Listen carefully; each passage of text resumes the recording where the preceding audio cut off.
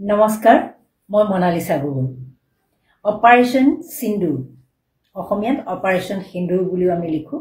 এই অপাৰেশন সিন্দুৰক লৈ বিৰোধী দলবিলাকৰ মাজত শাসক দলক বিভিন্ন ধৰণৰ আলোচনা সমালোচনা বিতৰ্কৰ সৃষ্টি হৈ আছে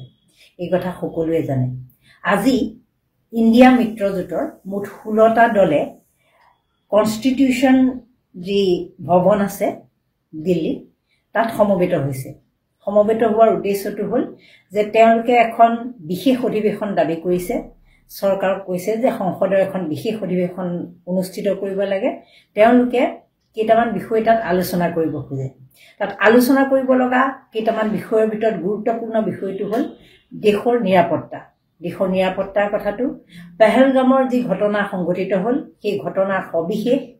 যি কাৰণ পেহেলগাম ঘটনা সন্দৰ্ভত বায়ুসেনা বিভাগৰ মুৰব্বীয়ে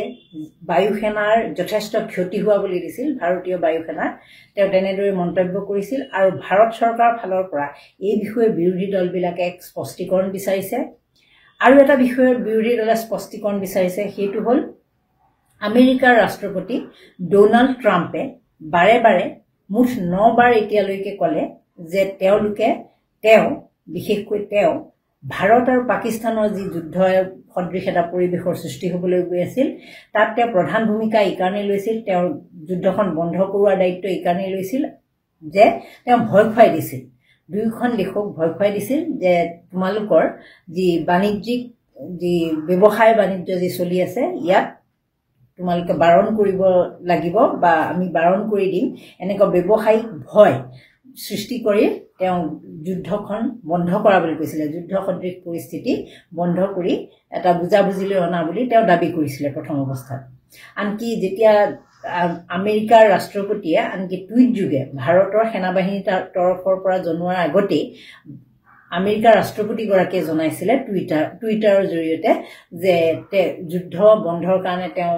বিশেষভাৱে এটা গুৰুত্বপূৰ্ণ ভূমিকা লৈছে আৰু তেওঁ সেই ভূমিকাটো লোৱাৰ ক্ষেত্ৰত ভাৰতক ব্যৱসায়িক ভয়ৰ এটা ধাৰণাৰ সৃষ্টি কৰি দিছে যে তোমালোকৰ লগত লেনদেন বা ব্যৱসায় বাণিজ্য বন্ধ কৰি দিয়া হ'ব এনেকুৱা ধৰণৰ আৰু সেই ভাবুকিৰ কাৰণে বন্ধ হোৱা বুলি তেওঁ কৈছে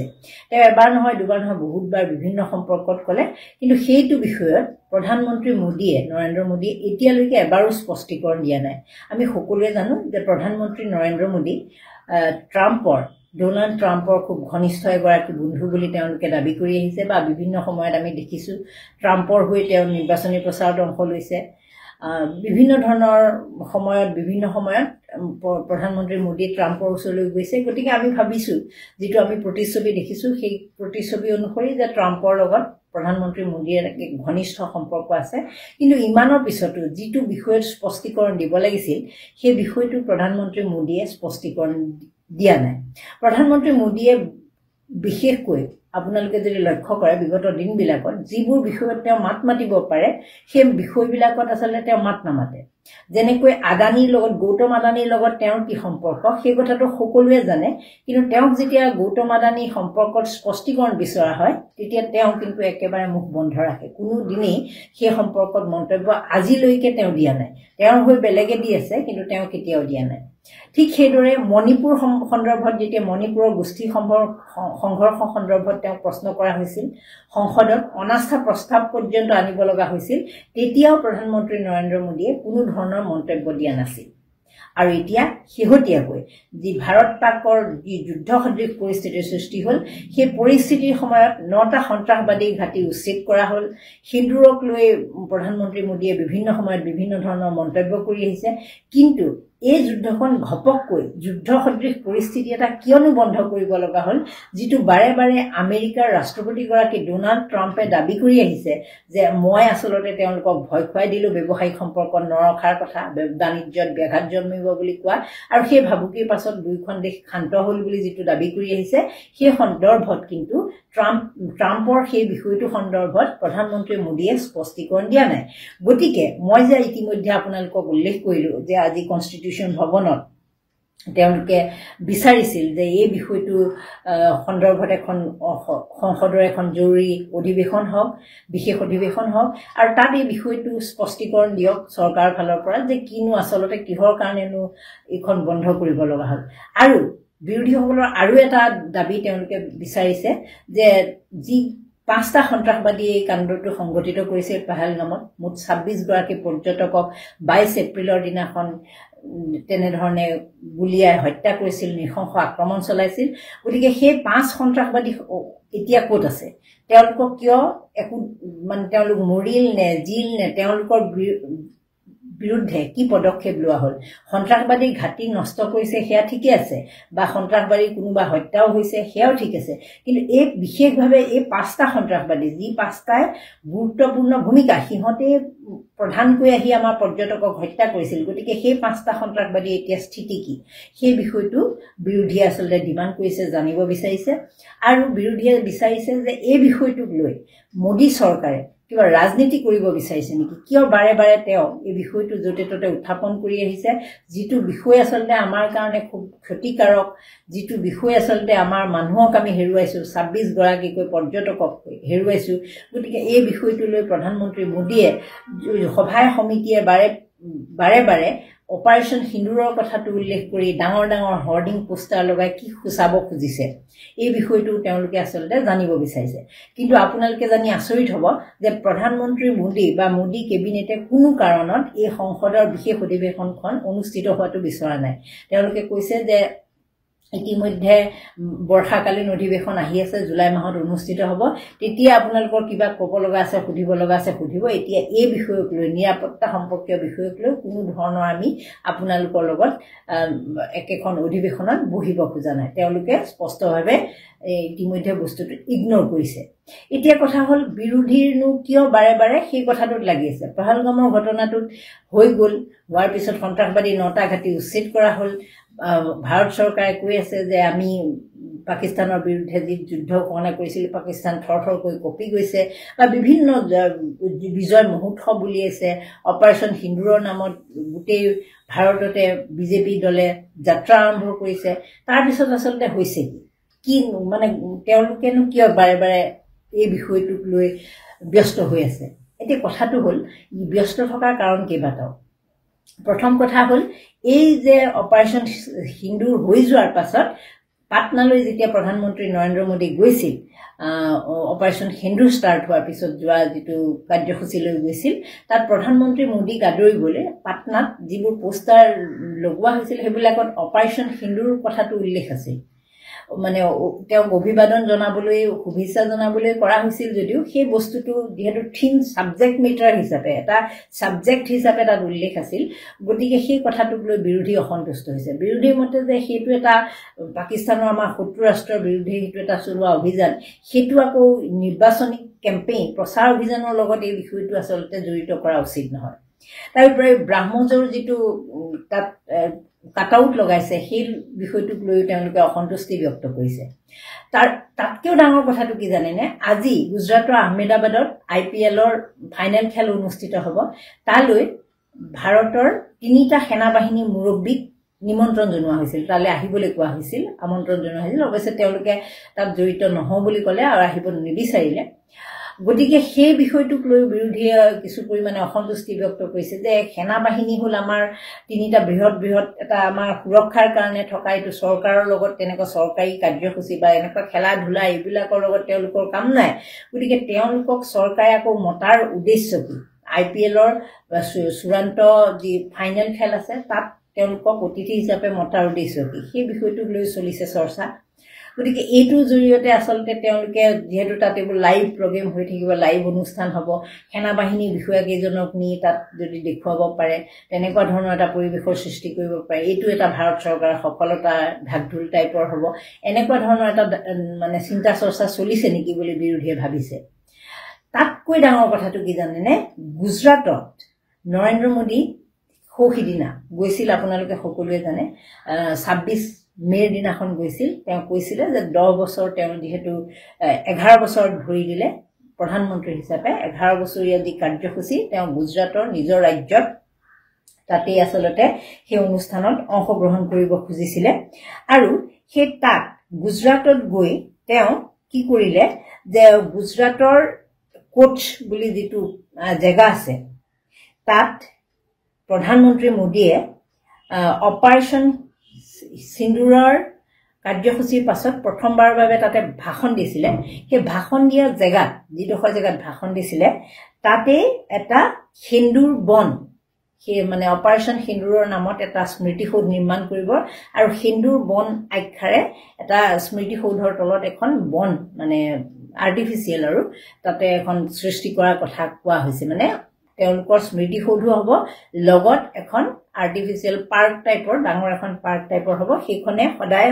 হকিয়াই থাকিব আমাক সদায় স্মৃতি হিচাপে আমাৰ মনত দুলা দি থাকিব যে এইখিনি মানুহে পাকিস্তানৰ বিৰুদ্ধে প্ৰধানমন্ত্ৰী নৰেন্দ্ৰ মোদীয়ে অপাৰেশন সিন্দুৰ চলাইছিল আৰু গুজৰাটত তাৰ এটা স্মৃতিসৌধ নিৰ্মাণ কৰা হৈছে এই বিষয়টোক লৈ বিৰোধীয়ে সমালোচনা কৰিছে বিৰোধীৰ মতে যে আমি ইমানখিনি মানুহ হেৰুৱালো পৰ্যটক 26 গৰাকী পৰ্যটকক নিৰুহ পৰ্যটকক হেৰুৱালো আমাৰ সেনা বাহিনীৰ ক্ষতি হ'ল আমাৰ সেনাৰো যথেষ্ট পৰিমাণে পাকিস্তানৰ যিমান ক্ষতি হৈছে আমাৰো কম ক্ষতি হোৱা নাই বহুতখিনি মানুহৰ কাশ্মীৰ উপত্যকাৰ বহুখিনি মানুহে ঘৰ দুৱাৰ হেৰুৱাব লগা হৈছে দুই এজন নিৰীহ লোকে প্ৰাণ আকৌ হেৰুৱাব লগা হৈছে সেই গতিকে এই বিষয়টো এনেকৈ উদযাপন কৰাৰ কোনো আসলতে যুক্তি নাই এইটো যদি তেনেকৈ স্মৃতিসৌধ এটা নিৰ্মাণ কৰিব খুজিছে তাকো অপাৰেশন সিন্দুৰৰ নামত যদি পৰ্যটকসকলৰ কাৰণে পৰ্যটকসকলৰ স্মৃতিত যদি কিবা এটা কৰিলেহেঁতেন পহলগামত তেতিয়াও তেওঁলোকৰ আপত্তি নাছিল কিন্তু তাৰ বিপৰীতে গুজৰাট মোদী ৰাজ্য প্ৰধানমন্ত্ৰী মোদী ৰাজ্য আৰু তাত এখন বন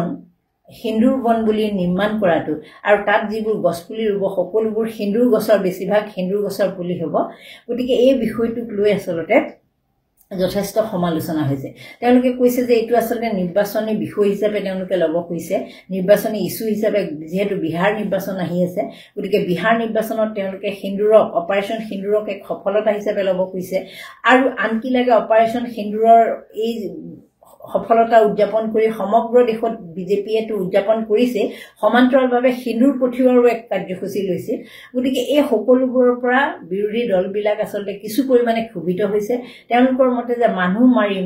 মৰাৰ যিটো আমাৰ মৰাৰ কাৰণেহে আমাৰ 26 জন পৰ্যটকক যদি সেইদিনাখন পাকিস্তানী সন্ত্ৰাসবাদীয়ে যদি এনে ধৰণে প্ৰাণ নললেহেঁতেন তেনেহলে আমাৰটো আমি শান্তিপ্ৰিয় দেশৰ মানুহ আমি বিকাশ উন্নয়নৰ কথা ভবা মানুহ গতিকে আমিতো তেনেকুৱা ধৰণৰ পদক্ষেপ নললোহেঁতেন কিন্তু কিহৰ কাৰণে ল'ব লগা হ'ল যে আমাৰ নিৰীহ লোকক তেওঁলোকে আহি এনে ধৰণে হত্যাযজ্ঞ চলালে তাৰ পিছত সেই হত্যাযজ্ঞ যাৰ ওপৰত চলিল সেই নিৰীহসকলৰ নামত স্মৃতিসৌধ হোৱাৰ পৰিৱৰ্তে অপাৰেশন সিন্দুৰৰ নামত এটা স্মৃতিসৌধ নিৰ্মাণ কৰি অপাৰেশন সিন্দুৰ কৰি থকাৰ কিবা যুক্তি আছে জানো কাৰণ অপাৰেশন সিন্দুৰটো মোদী চৰকাৰৰ সফলতাৰ পৰিৱৰ্তে বিৰোধী দলসমূহৰ মতে এইটো সফলতা এই সফলতাৰ গৰাকী হ'ল সেনাবাহিনী ভাৰতীয় সেনাবাহিনী ভাৰতীয় বায়ু সেনাবাহিনী নৌ সেনাবাহিনী তেওঁলোকে যি সফলভাৱে কৌশল ৰচনা কৰিছিল তাৰ ফলতহে আসলতে তাত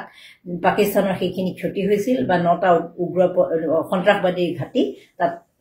নিশেষ হৈ গৈছিল গতিকে সেইখিনি সফলতাৰ কৃতিত্বৰ দাবিদাৰ আমি কৰিব লাগে সেনাবাহিনীক আমি জয়ধ্বনি দিব লাগে সেনাৰ হৈ কিন্তু আমি প্ৰধানমন্ত্ৰী মোদীৰ হৈ জয়ধ্বনি কিয় দিছো এইটো হ'ল বিৰোধীৰ প্ৰশ্ন আৰু এই বিৰোধীৰ এই প্ৰশ্নই যথেষ্ট বিতত কৰিছে শাসক দলক সেয়ে তেওঁলোকে বিচাৰিছে যে বিহাৰ নিৰ্বাচন ইতিমধ্যে আছে বিহাৰ নিৰ্বাচনৰ সময়ত এই বিষয়বোৰ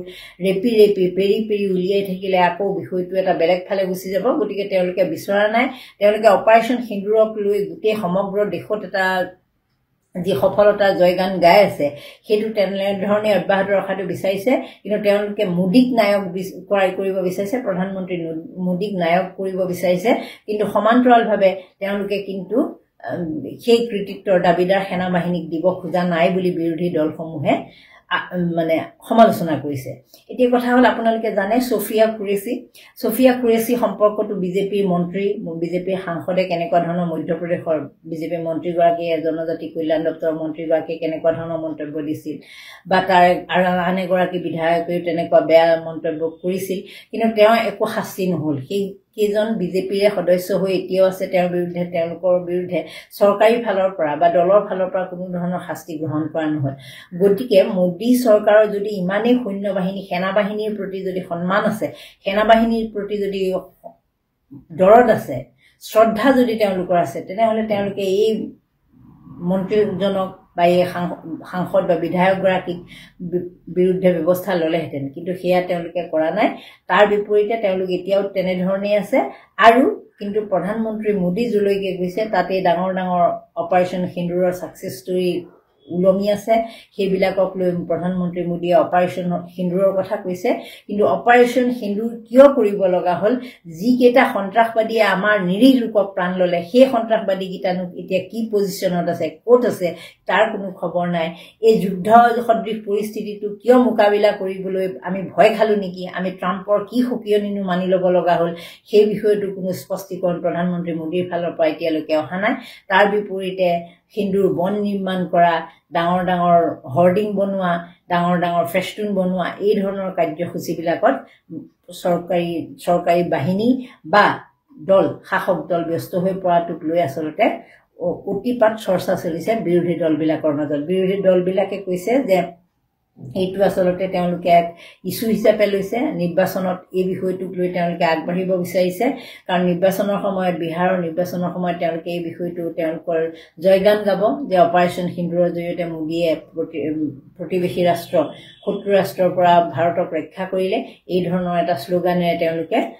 নিৰ্বাচনৰ যিটো আমাৰ নিৰ্বাচন আহি আছে সেই নিৰ্বাচনটো আচলতে পাৰ কৰিব বিচাৰিছে বুলি উল্লেখ কৰি আছে বিৰোধী দলবোৰে আপোনালোকে মন্তব্য কৰিবচোন যে অপাৰেশ্যন সিন্দুৰ সম্পৰ্কত